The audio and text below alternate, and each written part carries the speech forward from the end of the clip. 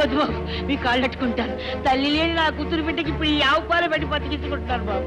ఈ ఆవు లేకపోతే బస్సు బిడ్డ బతకదు బాబు. మీ కాళ్ళు పట్టుకుంటే బాబు కొన్నాళ్ళు గడువు పెట్టు బాబు. ఆసులు ఇచ్చినా కూడా నేను నా కమిషన్ బాబు వద్దు బాబు.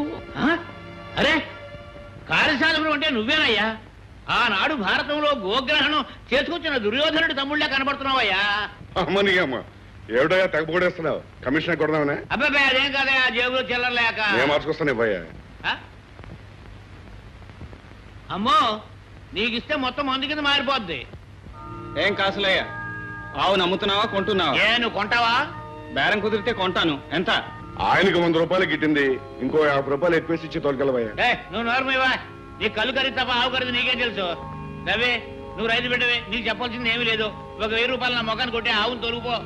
అమ్మని అమ్మ గొప్ప బేరగాడివయ్యా నువ్వు. ఆవు ఖరీదు 1000 రూపాయలు అయితే నా కమిషన్ 100 రూపాయలు అవుద్ది.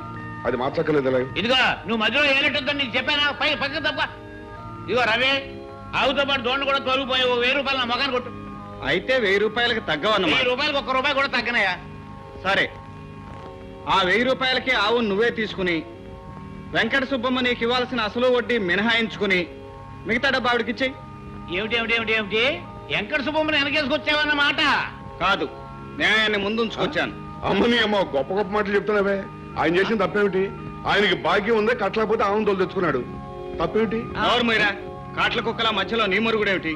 సుబ్బమ్మ నీ ఆవు నువ్వు తోలుకెళ్ళు. ఏంట్రా ఆగేది?